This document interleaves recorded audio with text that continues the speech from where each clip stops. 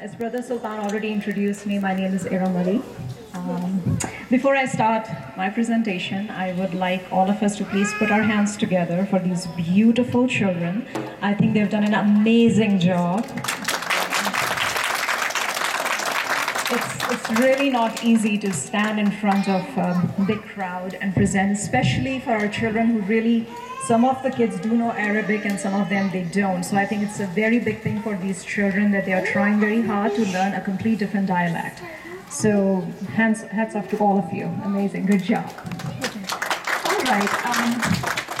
So a few weeks ago, Brother Sultan approached me and asked me if I can say a few words on the psychological importance of Islamic songs in the development of confidence and self-esteem of our children.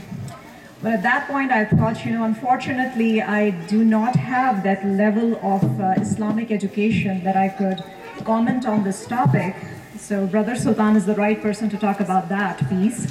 However, I could share some of the information with all of you about how music really affects us as human beings. But again, music is not my subject. My subject is mainly child development as well as the pathology in children, adolescents, as well as adults. So what I did, I actually did some research on it and put together a very small presentation. I don't want to take too much of your time. So before I start that, a little background on myself. I did my medical graduation from Karachi, Pakistan. And I did my training in general psychiatry from Maricopa Medical Center.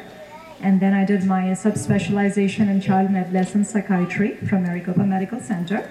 I'm board certified in adult as well as child psychiatry. I work for the same hospital. Yeah, they're not still tired of me. So I actually am a faculty with them, so I teach adult as well as child psychiatry residents.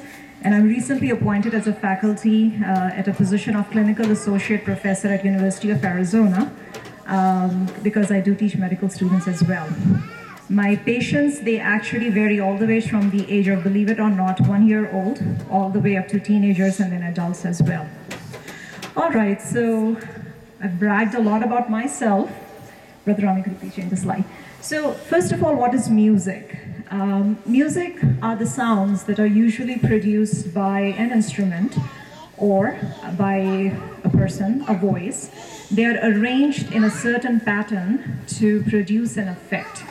Now, what's the meaning of an effect? If you could please change the slide.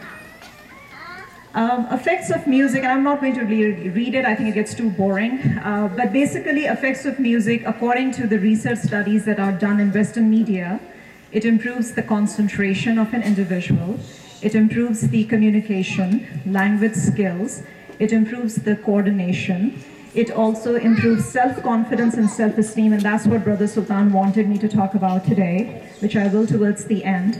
It also builds intellectual and emotional skills, and it also strengthens the academic areas, some of the areas especially reading and mathematics.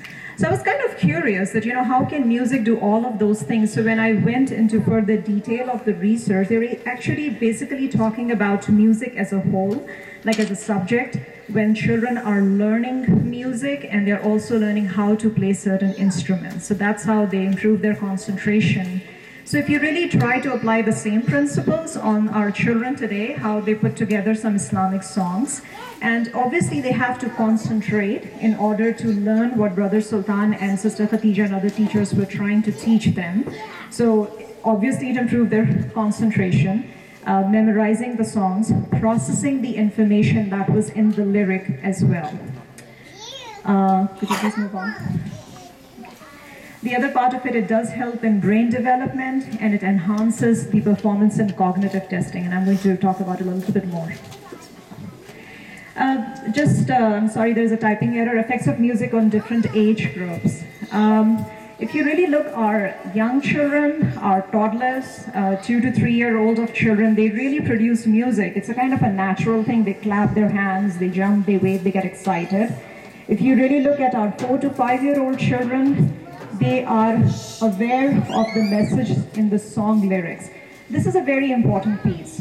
I have a child who's 4 years old, And as all of us Muslim parents here, we really want our children to learn the basic principles of Islam, learn the moral values, live their life according to the Islamic culture.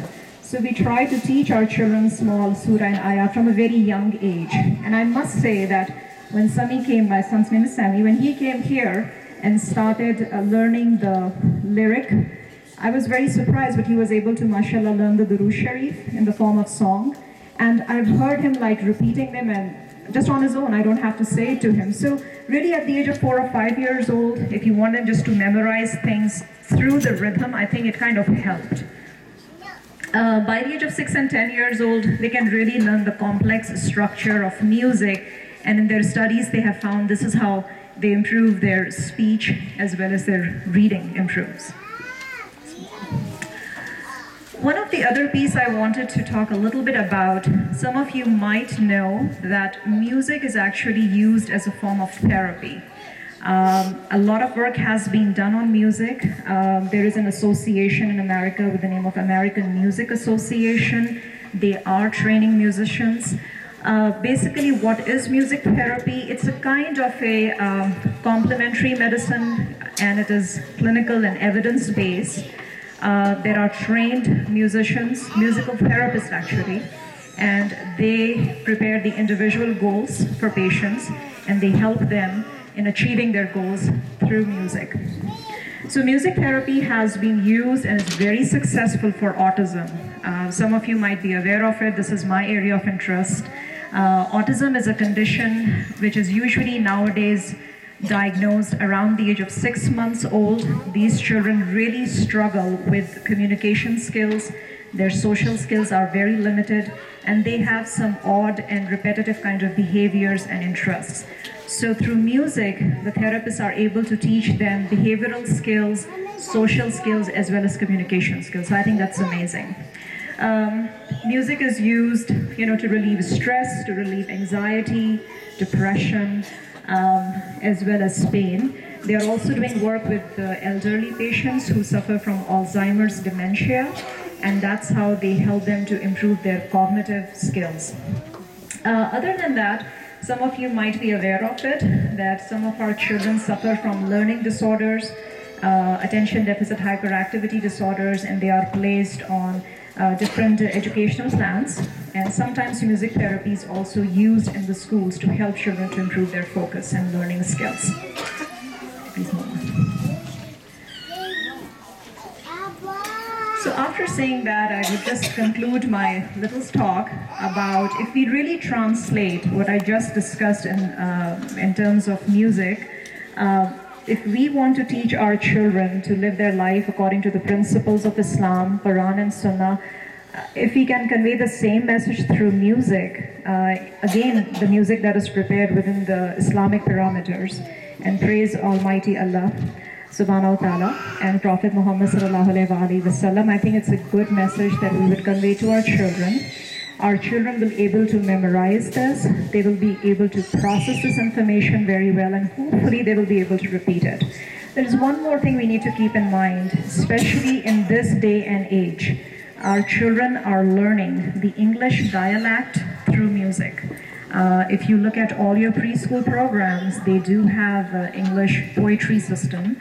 Your children, they go on TV and they watch shows like Sesame Street and Diego and Dora, Blue Clues. All of them do have music, and that's how your children learn the English dialect. And it's very important for our children to know English if they are raised in American society or any Western world to compete at an international level.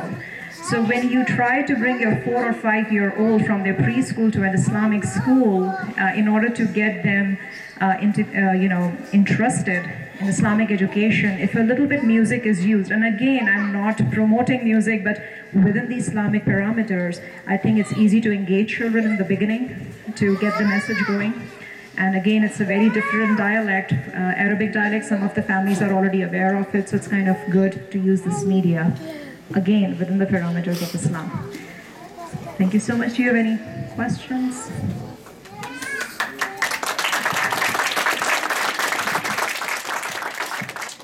If you have